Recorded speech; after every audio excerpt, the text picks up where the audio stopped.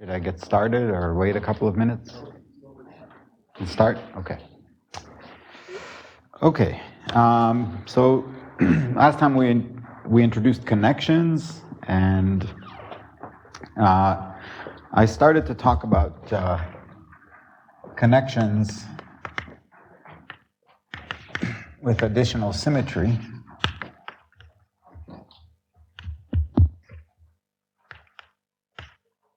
See what happens there. And so the first thing we did was to endow our vector bundle with a Hermitian metric, H. And then you can, from that, look for a connection which is compatible with the metric. So look for D such that D of H is 0, or equivalently, if you take the exterior derivative of the function H of S and sigma for two sections S and sigma, then this should equal, so this is the same as, this should equal H of ds sigma plus H of S d sigma.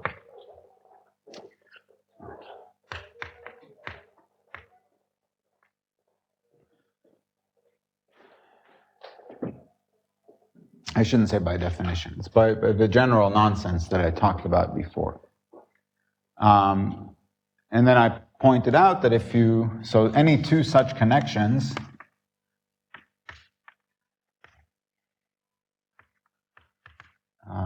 say D1 and D2, differ. So any two connections differ by some endomorphism of E with one form valued, one form with values in the endomorphisms of E. But in this case, it'll be Hermitian. That's the additional constraint. A in gamma of M T star M tensor E star. Okay, so that's not going to confine the geometry very much. And this is one particular kind of structure. It's on any complex vector bundle, you can put a Hermitian metric. So that narrows down your possibility of connections in some natural or canonical way, but not narrow enough to make it a relatively small set. And then within this context, you can do more. But let me give another couple of situations more specific than this, in which we can define additional types of connections. So, for example, you could take the vector bundle E to be, say, the cotangent bundle of the underlying manifold M.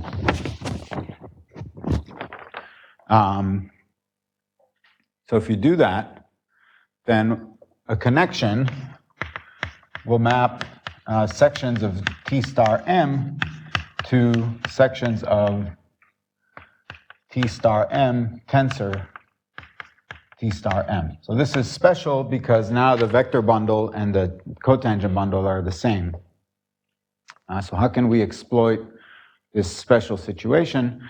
Well, whenever you have any element of this tensor product, you can write it as a sum of two tensors, one of them symmetric and the other one skew symmetric. So you can take, A tensor B and write it as 1/2 A tensor B plus B tensor A plus 1/2 A tensor B minus B tensor A.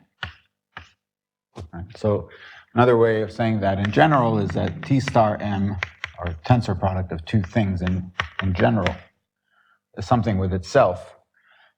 You can always write as the symmetric two tensors plus the skew symmetric or anti-symmetric two tensors.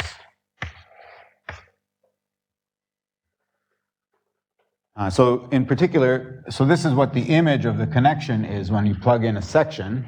And so that means that you can split up the connection into two components, the symmetric part plus the anti-symmetric part, according to the image values. So, okay, but so this guy here, so D, maybe D, this is the one I'm interested in. This is now a section from, so it's a map from, so one forms to skew symmetric two tensors, or two forms. This is just lambda m. But there is such an example of such a thing on any manifold. So the exterior derivative is such a thing. So definition, a connection for T star M is called symmetric if the skew symmetric part is just the exterior derivative. And then you can look at the dual connection. You say that, so the connection for Tm, you would say that's symmetric if the connection for T star M is symmetric. Okay, so, all right, so that isolates the connection further. And if you combine that with this first thing, so if you endow M with a Riemannian metric, for instance, then it gives you a Riemannian metric for Tm, and then there's a dual metric for T star.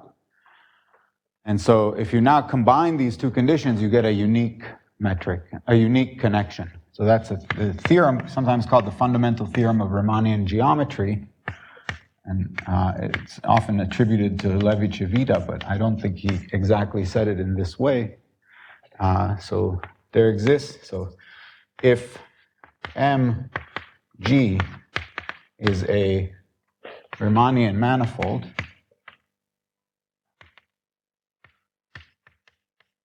then there exists a unique connection D, sometimes called the Levi-Cinta connection, that is both buys, so dg equals 0, and the skew symmetric part of D is the exterior derivative. So this is kind of a fun, but not completely trivial fact to prove. You have to play with the symmetric features of the metric and the skew symmetric features of the exterior derivative and play those against each other to prove the uniqueness. And then once you have the uniqueness, you can guess, by staring at it long enough, you can guess a solution. Then it has to be it's the only possibility. Or you can really try to solve the system of equations you get, for instance, for the connection matrix. And if you do that carefully, then you will come up with a solution, and you will see that there's no choices in the procedure, so it's actually unique. Both of those proofs are in the notes. I don't think there's any point of producing them on the board. So it's a believable fact, I suppose. Okay, so there's a third situation where you have some additional special geometry, and this is one of the main reasons why you have complex geometry.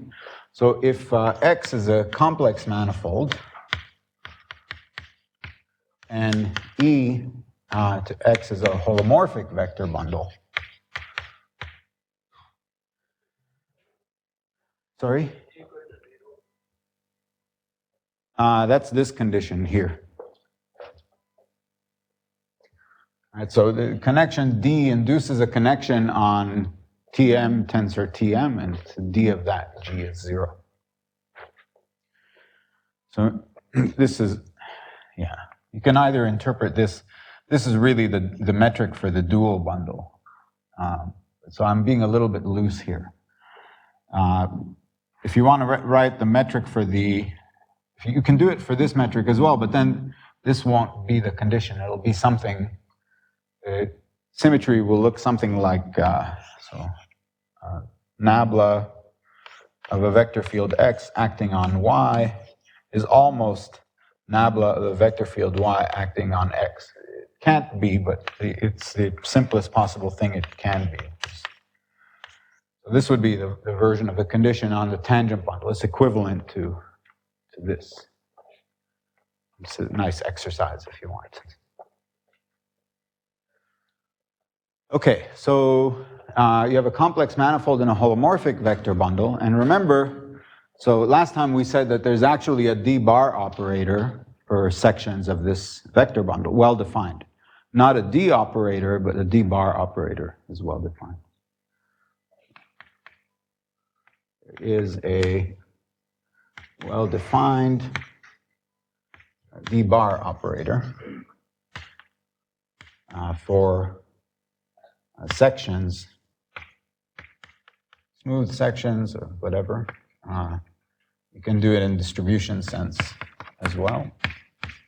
So that's one thing to keep in mind. Now, so any connection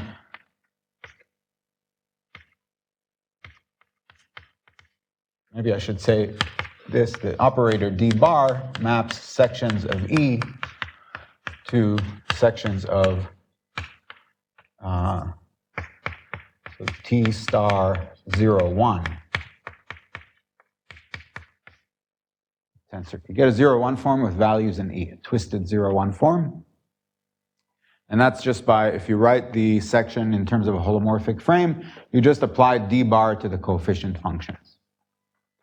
Okay, so now any connection D right, gives us, it's a map from sections of E to T star M tensor E.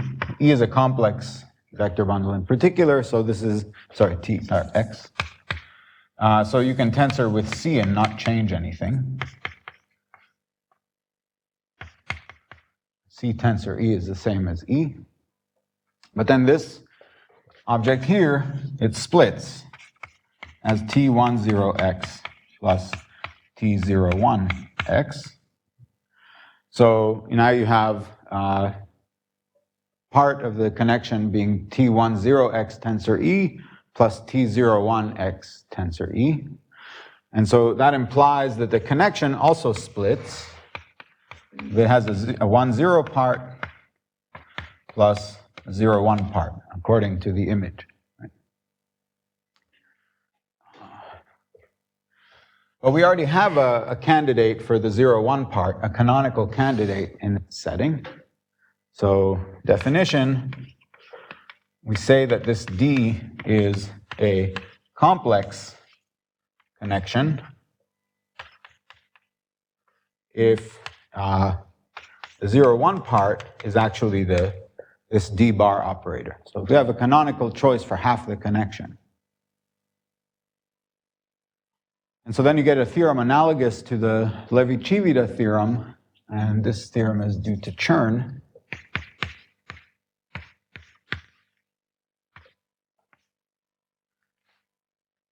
So if E to H is a holomorphic vector bundle, and H is a Hermitian metric, then there exists a unique connection D such that DH equals 0 and the 0, 1 part is D bar. So that means that these two kinds of connections, Riemannian, or these two kinds of geometries, Riemannian geometry and complex geometry, are very special. So they have in this huge infinite dimensional affine space of connections, there's a special point that's identified by the geometry. So that's a very good thing. Okay, this I'll actually prove, because this is not so difficult to prove. So let's start with uniqueness. So suppose we have, so these things are called Chern connection. So let's say we have two Chern connections.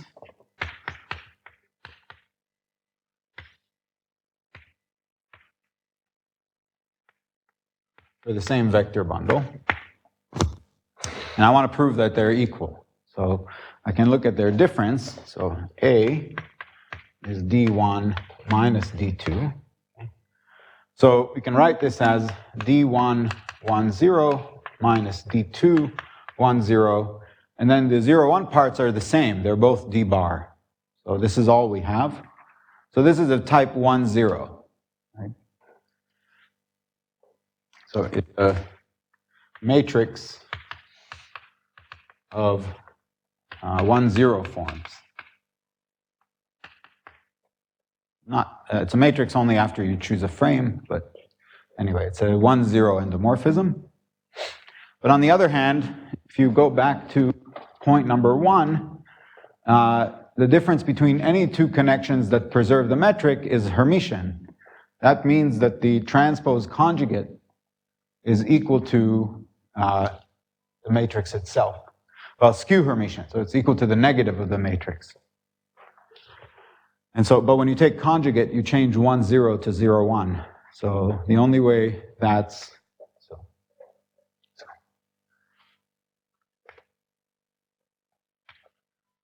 and skew Hermitian.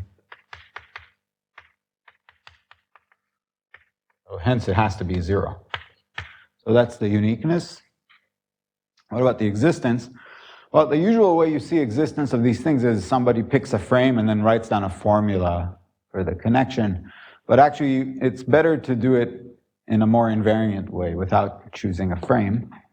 So let's write down the two conditions in some manageable way. So the metric compatibility condition is dH of two sections S and sigma is H ds sigma plus H of S d sigma. All right, but this D is, it's D1, 0 plus D bar. So I'm going to split this up into, it's 1, 0 parts, it's 0, 1 parts. So for the 1, 0 part, I'm going to get H of D1, 0 S sigma. And then from here, it's actually, because I'm taking complex conjugate in the second variable of a metric, it's the D bar component here. So this is the 1, 0 part, and then the 0, 1 part will be, so H of D bar S sigma plus H of S D1, 0 sigma.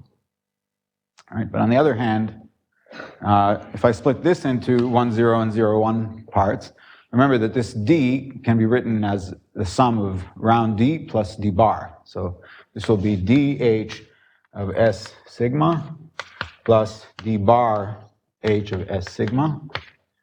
Okay, so now if these things are equal, which they are, it means that the 1, 0 parts, for instance, are equal. So the 0, 1 parts in this case are just the complex conjugates of the 1, 0 part.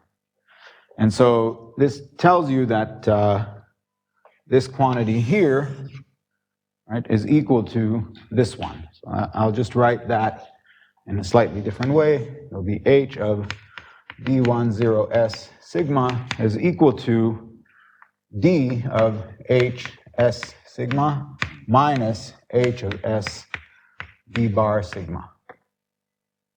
Oops. Just like that. D of this minus this. So everything on the right-hand side is something that you know. It has nothing to do with the vector bundle.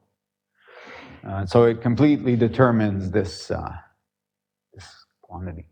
And if you choose a frame from here, then you can easily write down what the connection form would be in this case. But so you choose a holomorphic frame, then this term will disappear, and the frame will pick out the matrix. So, for example, if this S is E alpha and sigma is E beta, then this will be D of H alpha beta bar, and this one will be so D1 0 of E alpha, maybe I should write it here. D10 of E alpha will be A alpha beta, maybe this is gamma, E gamma. And so this quantity here for these choices will be A gamma alpha, and then you have H of E gamma, E beta. So H gamma beta bar. And so if you just invert this matrix over here, you'll solve for this connection form. Usually there's a classical geometric notation that the inverse is just written by raising the indices. So maybe that's written in the following way. So A gamma alpha is DH alpha beta bar, H of gamma beta bar. And there's a summation convention here. Okay, so that's the connection form, if you prefer it in coordinates. Personally, every time I ever use it, I actually use this relation. So this is more convenient for me. Almost every time, anyway. Okay, good. So we have this situation, situation 2, where E is the cotangent bundle of a real manifold, and situation 3, where E is a holomorphic vector bundle. And these situations sometimes coincide. For example, if you have a complex manifold, then the cotangent bundle is a holomorphic vector bundle.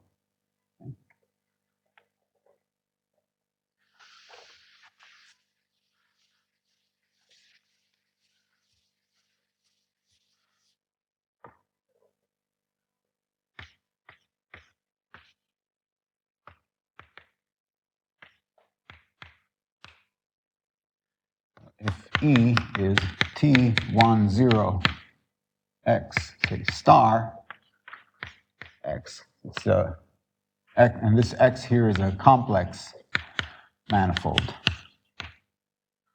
And then you can endow X with a metric G.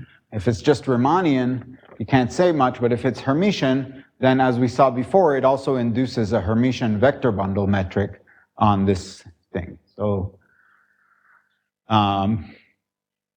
so now you're in both of these situations, and you have two possible connections. So in this situation, you have the Levi-Civita connection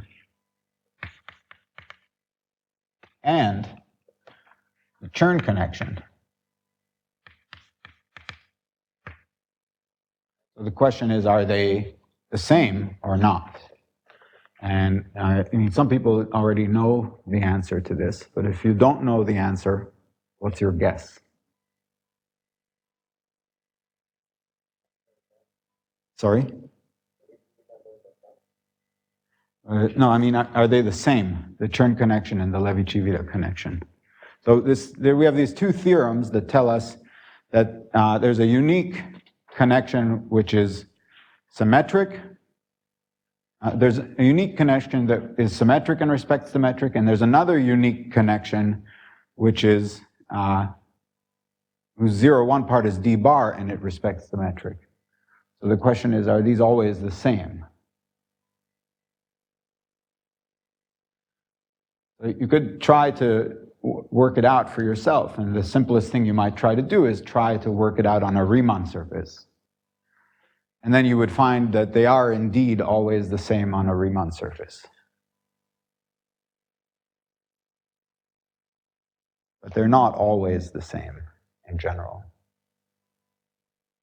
So, in other words, if you're in a geometric situation on a certain manifold where it has a metric for which these two things coincide, then the connection is even further constrained. So the geometry is not only special, but it even satisfies more equations, like the connection form will satisfy more equations. it's further reduced. So the definition, a metric G for X is called scalar if the Levi-Civita connection is a Chern connection.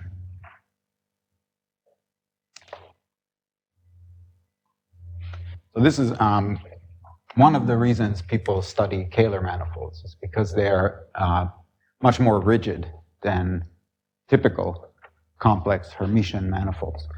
And you say a manifold is scalar if it admits a scalar metric. And so, for example, compact scalar manifolds have rather strong constraints. Even open scalar manifolds are somewhat constrained, but it's sort of a positive thing for us. So as we'll see, this scalar condition on open manifolds is really important for solving the d-bar equation in an efficient way. And you can sometimes solve it when the manifold's not scalar, but you need some extra information to do that. Okay, so I want to say a little bit about scalar manifolds, but I don't want to prove these things. So, but they are in the notes. So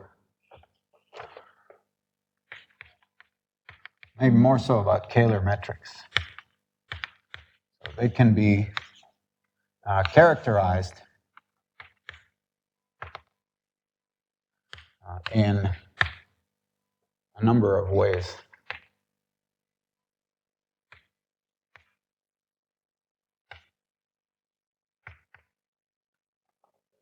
And all of these ways lead to different branches of mathematics. So maybe not so much lead in the first case, it involves, directly involved with another branch of mathematics. So the first one is the symplectic characterization, which is A here.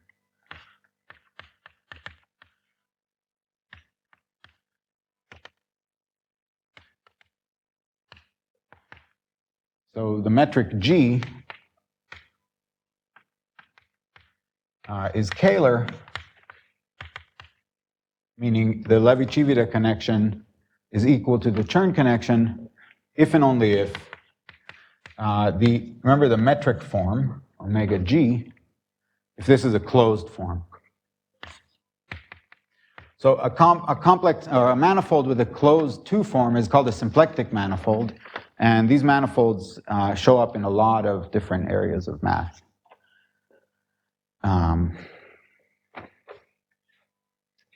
There's lots of non-complex manifolds with such things. But a lot of the study of symplectic geometry is motivated by results in complex geometry, trying to generalize them to symplectic category. So there's another characterization, which somehow for an analyst I think is the most important one.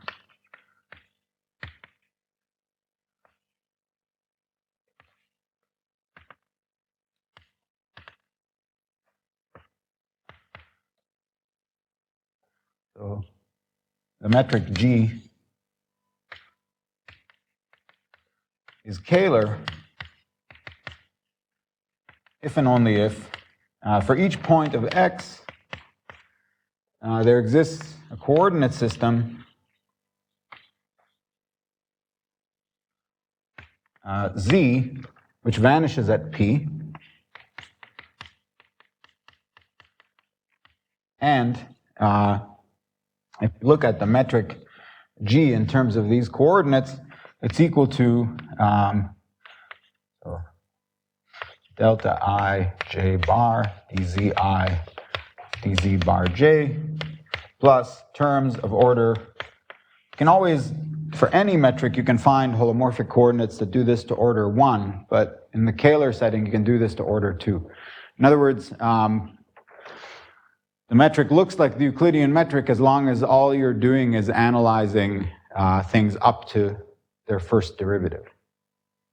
And this is extremely useful in working out a lot of identities, first-order differential identities in Kähler geometry. Those are called the Kähler identities, and I hate them. So I never ever use them, but they are very useful for some people. We're not going to use them, but classically when you do Hörmander's theorem in this geometric setting, people do use the Kähler identities. There are other characterizations.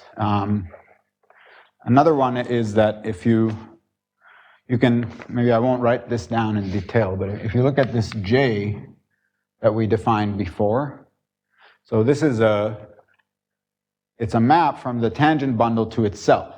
Right? So if you've got a connection for the cotangent bundle or the tangent bundle, they're dual, you can apply it to this thing because it's a section of the tangent bundle tensor. Well, it's an endomorphism from the tangent bundle to itself, so it's a section of T tensor T star. So you can apply D to it, and the connection is Kähler if and only if D of this J, the Levi-Civita connection, annihilates this J. So that's another one. I almost never make use of that one in my work, but I think if you study special metrics, it's useful. Okay. Good.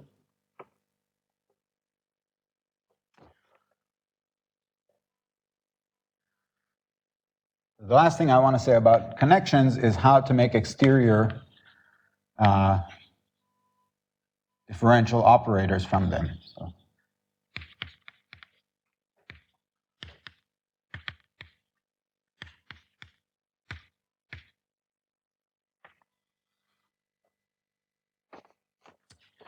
Okay, so the motivation for studying this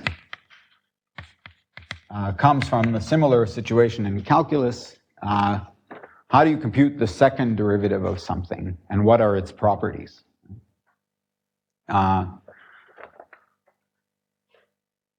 So, I mean, the most important thing we learn in the first course and in multivariable calculus in this regard is that if you take second partial derivatives, it doesn't matter what order you take them in. In other words, the second derivative matrix is symmetric. So, or if you take the skew symmetric part of the second derivative matrix, it's 0. And that's exactly the identity D squared is 0. And we know how important that is for studying, for instance, topology. So that's the point of view here. So we want to understand what this is saying, what kind of maybe topological, maybe geometric information about the vector bundle you get by computing things like second derivatives.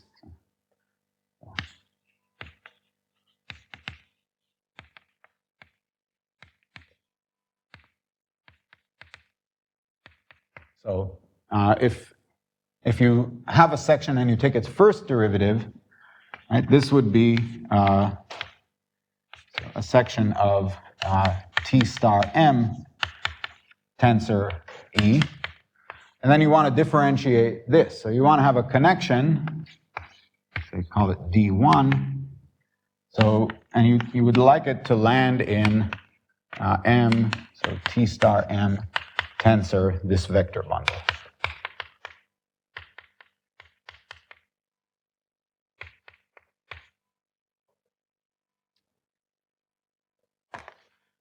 So it's evident that, well, if you want to be really inefficient, you can just choose a connection for this other vector bundle, T star M tensor E, but that wouldn't really nail down the second derivative. So somehow this derivative should be related to the first derivative.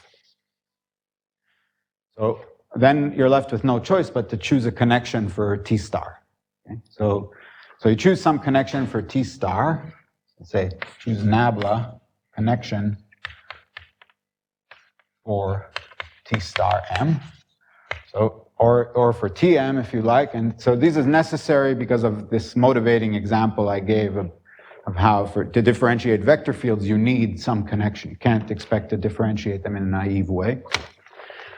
And so then if you have a connection D, so connection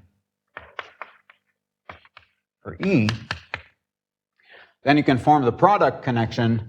So D1 will be, so nabla tensor D. So this does depend on the choice nabla, but it's not appearing in the notation, but this definitely will depend on the nabla that you choose. But we're interested in things like the second derivative matrix being symmetric. So we would like to take the skew symmetric part of this object and see whether or not that depends on the connection nabla. So let me, so you use the same notation actually, unfortunately, just like with D. So this thing will map sections of T star M tensor E, which you now should think of as one forms with values in E, twisted one forms, to twisted two forms. And you want to know, does this quantity depend on the connection nabla? And it still depends on the connection nabla. But the proposition is that if this connection nabla is symmetric, meaning that the exterior part is just D, then this lambda 2 of D1 is independent this symmetric connection.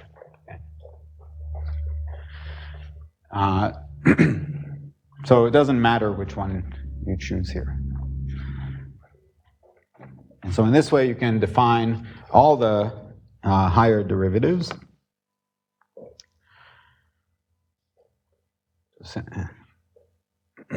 So maybe I'll just say this more in words. So we can look at, take the R tensor product of this.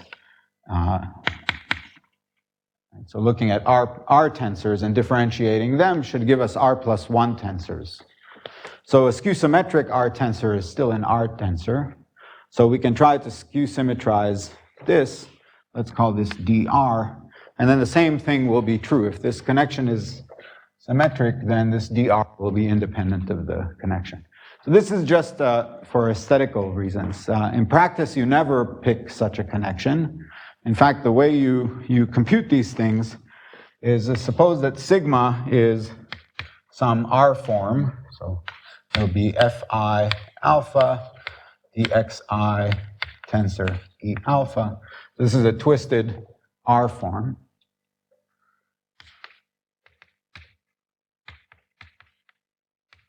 And how do you compute this lambda R plus 1? Actually, R plus 1 of dr of sigma. Well, you just compute the exterior derivative. So you compute df alpha I dx j dxj wedge dxi tensor E alpha, and then you want to compute the derivative of in the vector bundle direction. But remember that you have an R form here, so there's a skew symmetry that you have to invoke. So that would be -1 to the R f alpha I dxi, and this will be, I'll write this as a wedge. It's kind of a combination of the tensor and the wedge of d E alpha. So you can write this as, in terms of the connection matrix E alpha beta, A alpha beta, E beta, for instance. So this is in practice how you calculate these things. And the point is that when you take the skew symmetric part, you just get the skew symmetric part of the connection acting on the forms, and that's the exterior derivative. So that's also how you prove this proposition. Okay, so and from time to time there is a use for the non-skew symmetric part. So I thought it was maybe an opportunity just to tell you that if you read, for example, Griffiths and Harris, they never mention that such a thing exists. All the operators for them are exterior type operators. But there are some geometry problems where you want to actually compute things like the Hessian, not just its skew-symmetric part.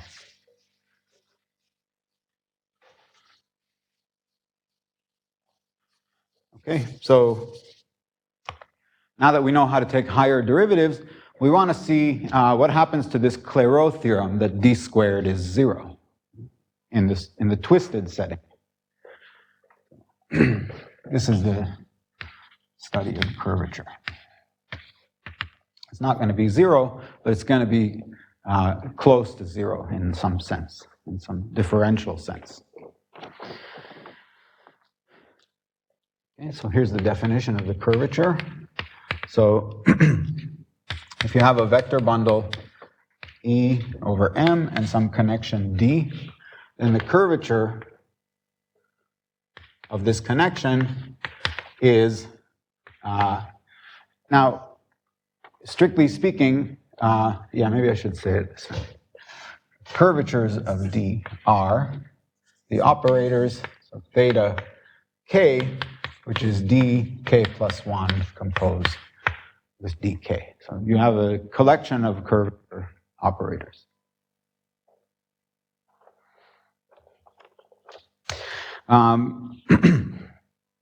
So this looks like a second order differential operator. So it takes sections of, say, lambda km tensor E, if you want, or you can do this for general tensors as well, but we're going to mostly use it for differential forms.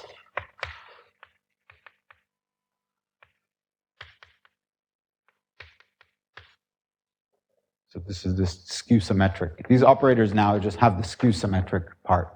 Oh, maybe I should have said that. So we're in this course, at least, we're not going to use the other parts of the tensor, only the skew-symmetric part. So I'm just going to drop this wedge, and just that same as tradition that you use for D. You don't say that you're taking the skew-symmetric part, but you do take the skew-symmetric part. So I'm going to keep that kind of notation here. So there's something kind of interesting about this, this operator, and a priori it looks like a second order differential operator, but in fact it doesn't differentiate. So it's actually an endomorphism.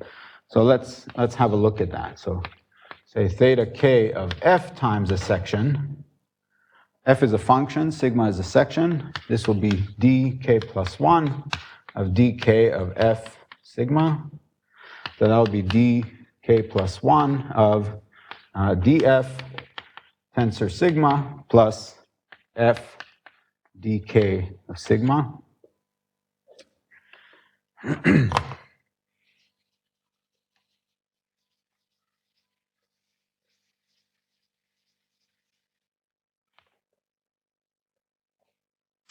All right, so now you're going to apply dk plus 1 here. So first you're going to differentiate this differential form. So you have d squared f tensor sigma. And then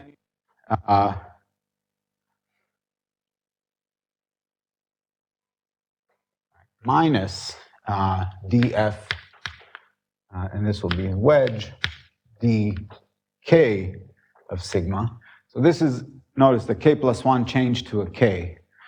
That's a computation you have to make. It involves this definition here. You're actually tensoring with this nabla, but when you apply this, you only apply this nabla to the differential form part. It's the lower order operator that you apply. So you have to check that this Leibniz rule here gives you the dk sigma, and then you have plus df wedge dk sigma plus f dk plus 1 dk sigma. Okay, so now you see these two terms are negatives of each other, and d squared of a function is 0. And so this is equal to f times the curvature of sigma. So it's not quite zero like it is in the flat case, but it's a constant in some sense. It doesn't differentiate. It's a 0th order operator, but not zero.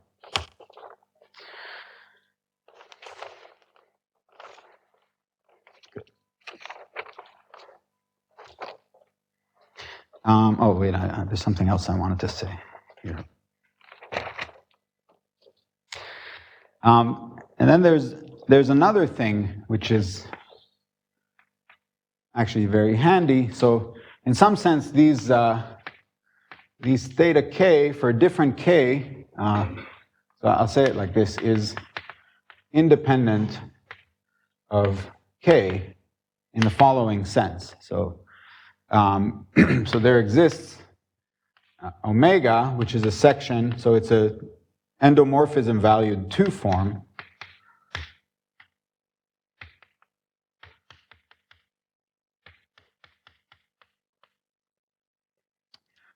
Such that, so this theta k acting on sigma is sigma, say, acted on by this. I'm going to use this notation for the action of the endomorphism.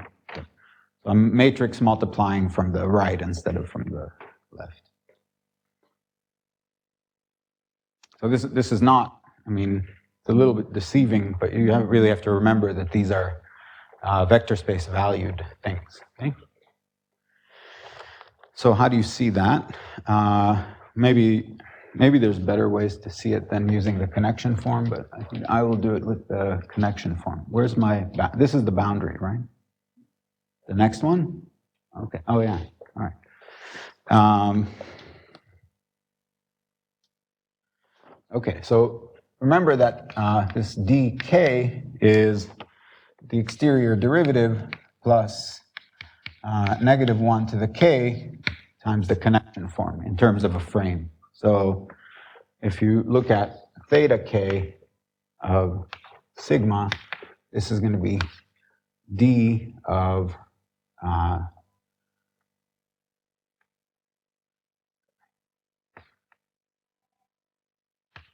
dk plus 1 of d plus -1 to the k sigma acted on by the connection form,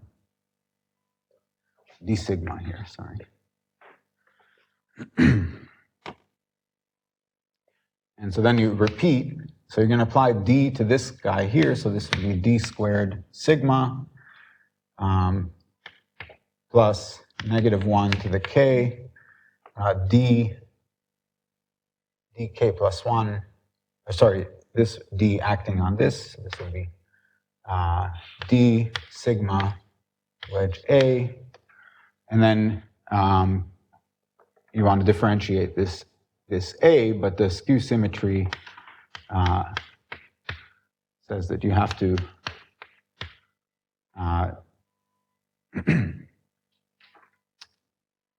take the sign difference equal to the degree of the sigma.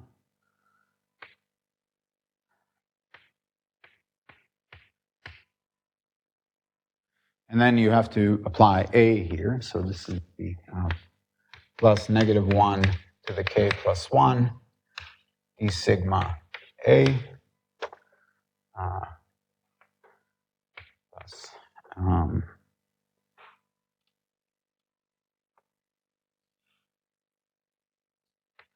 let's see, -1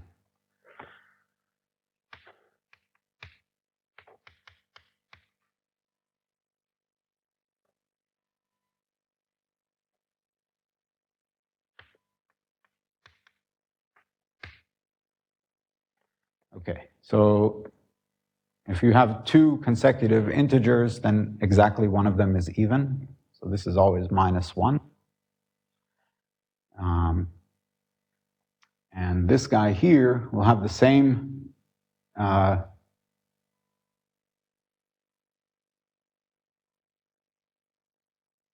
yeah, you add these exponents, so this is always even.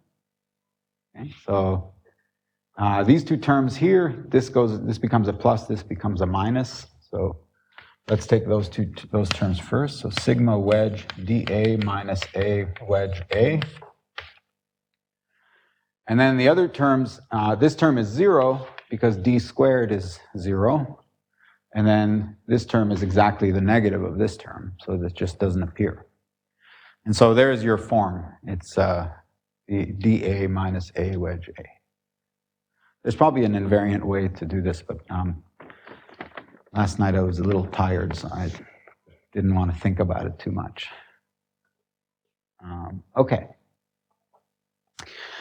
What else do I want to say about curvature? Just a few things.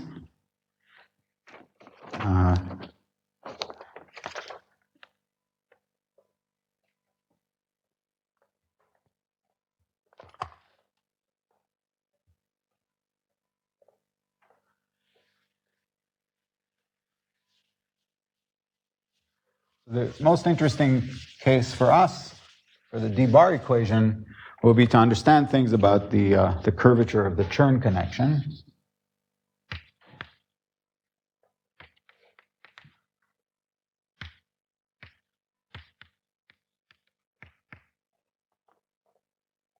Remember that this is the connection that looks like d10 plus d-bar, and it annihilates the metric. Okay, so now I'm just, because this curvature is sort of independent of the degree in a sense, I'm going to drop all the subscripts. So you're just going to be able to tell from the context which one of these I'm using because of the degree of the form. Okay, so in general, the curvature theta will be d squared. Right, so that's going to be d10 plus d10 d bar plus d bar d10 plus d bar squared. But d bar squared is 0. Right, so there's no 0-2 component to the curvature. But I claim also that this term is 0.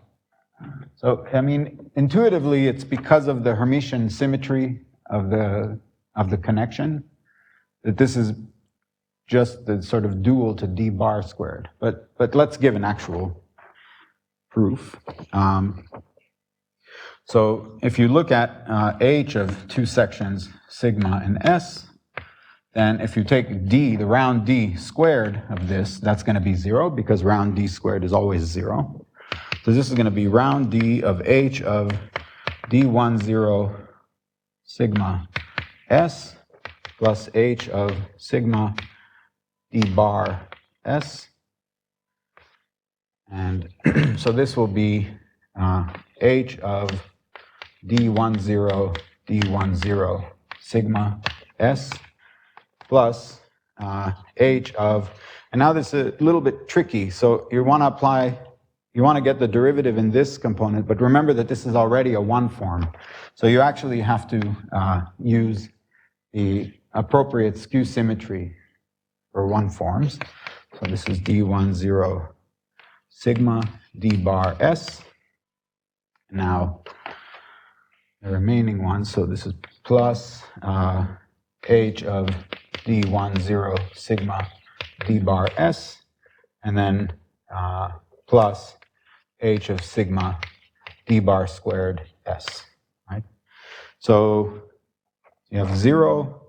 This guy is the negative of this guy, so they cancel, and d bar squared is 0, so that's also 0. So you see that this operator is the 0 operator. So this is also 0, and that means that the curvature is actually of type 1, 1. So now it's Hermitian, but it's also of type 1, 1. So it's, in some sense, it's a real differential form. Just like Hermitian metrics are sort of real objects that are complexified in some way to preserve the notion of positivity. That's called polarization. So this curvature has similar properties.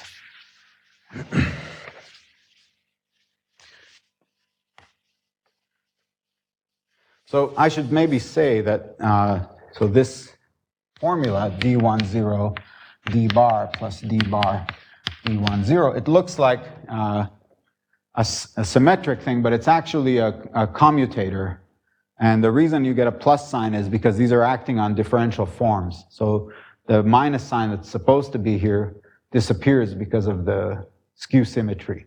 But if you actually evaluated these derivatives, so if you evaluated this on some c and eta bar, this would look like d1, 0 c d eta bar plus, or maybe I should say c and eta. So d bar, no, that was right. So d bar eta bar d1, 0 of c minus would be, that's the point.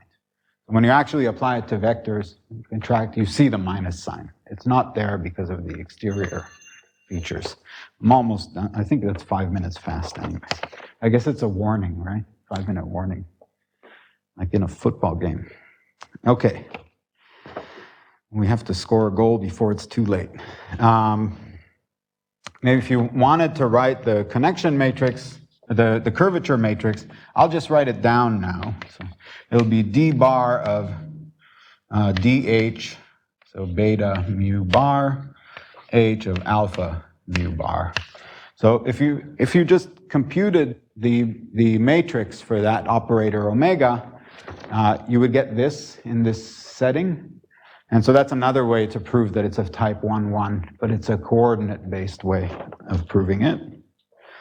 And maybe an interesting case is the case of a line bundle. So for a line bundle, the Hermitian metric, if you choose a frame, say E, maybe E is, let me not use E. Say for my frame, let me use Xi. So Xi is some local holomorphic section, which is nowhere 0 where it's defined. And so this is now a function which has no zeros. So you can write it as exponential of something. I'm going to do something that looks a little funny. I'm going to write it as exponential of some function phi in a negative, with a negative. And this function depends on Xi. So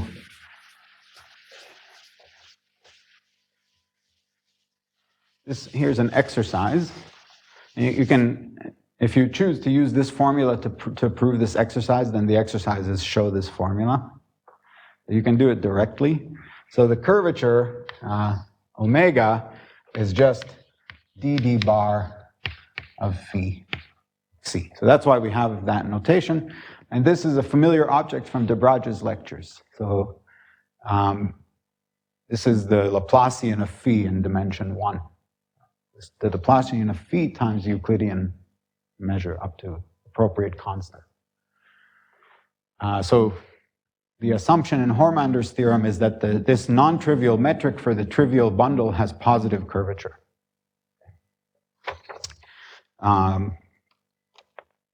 The connection form, by the way, is negative d phi of Xi.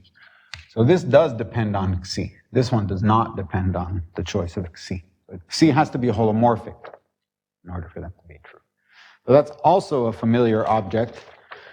This connection form, it looks a lot like if you take the adjoint, the formal adjoint, then the negative of that looks a lot like the connection.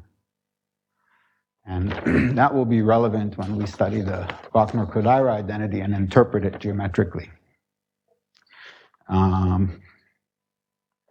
Right, so the very last thing we will kind of make use of, but it's more notational than important, is to look at determinant bundles.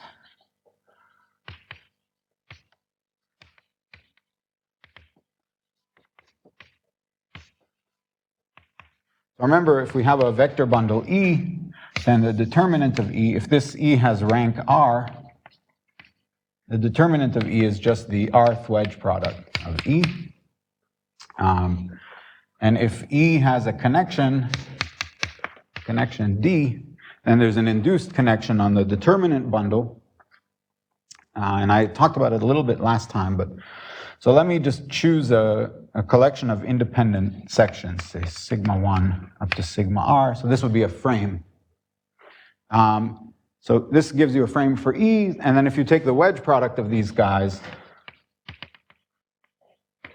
this will give you a frame for, it's a single element, gives you a frame for this thing, which is a line bundle.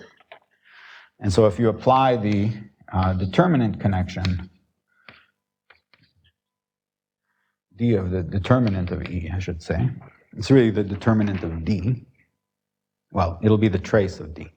So this, by the rule for these induced connections, you're going to do this as a product rule, a Leibniz rule in these products. And so this will be the sum over I of sigma 1 wedge, so D sigma I.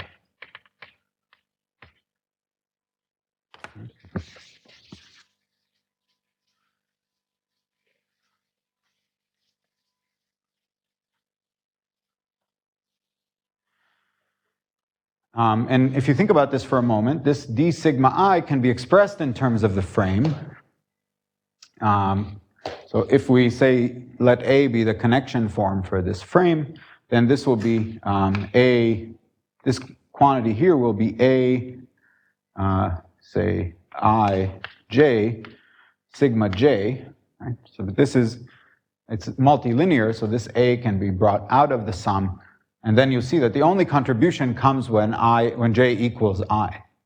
So you're actually taking the trace of this. And so I said that last time, but didn't really work it out. Okay, so now, what about the second derivative?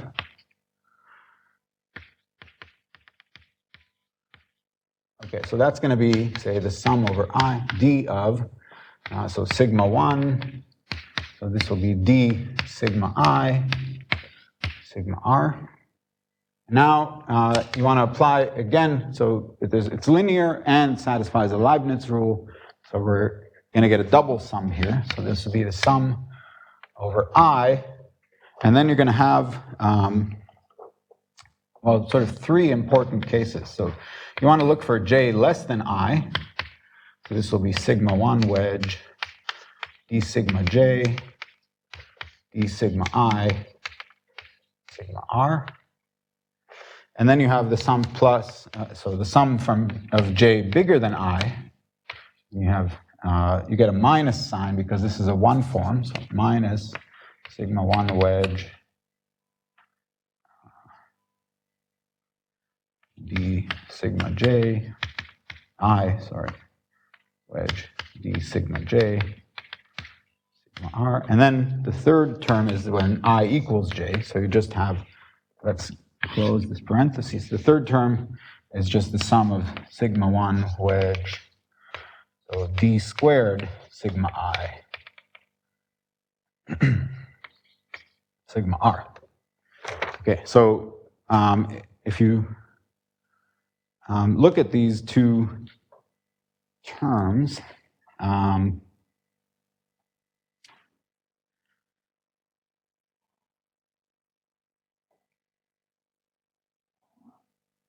right, so these two terms inside the sum, they're exactly the same. If you interchange the roles of I and J, the formulas are the same. But there's a minus sign here, so this difference is 0. So these guys go away. And so you see that actually the curvature of the determinant is the trace of the curvature of the original bundle as well. Exactly the same reason as before. So you just replace this A by theta, okay? Or omega, whichever one you'd like. Sorry for going over time, but I want to make just a remark. So, and this remark is more to explain the nomenclature than it is important.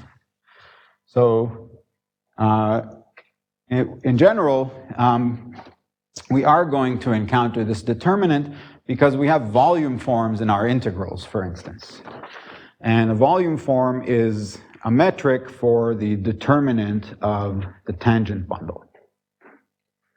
And so the curvature of the determinant of the tangent bundle in general is not the Levi-Cinta curvature, for instance, is not the same as this Hermitian curvature of the volume form. So the volume form, you think of it as a metric. You can compute the Levi-Cinta curvature of that and the Chern curvature of that, and they're not the same in general. but on a Kähler manifold they would be. And so this gives us a very special formula. So the curvature of the determinant bundle is called the Ricci curvature. And so on a Kähler manifold, the Ricci curvature of this metric G is given by a very special formula. So you get the metric is the determinant of G. Okay. And then if we follow this e to the minus phi prescription, then we're supposed to take the negative log of this, roughly speaking, and we take dd bar of that. So there's a very special formula for the Ricci curvature on Kähler manifolds. And this is exactly why people study Kähler-Einstein metrics. It's because the PDE for Einstein metrics is a PDE for a metric, so it has many, many components. But in the Kähler case, this curvature which appears in Einstein's equation has a potential. There's just a single function. It's still a complicated PDE, but now it's just a PDE of a single function, not of a system. And that greatly simplifies the problem to making it an almost impossible problem that was just recently partially solved. Okay, let me end there. Sorry for going over time. Oh yeah, I should say, we're done with the geometry background, so from now on we're gonna move towards more analytic features, but still in a geometric context.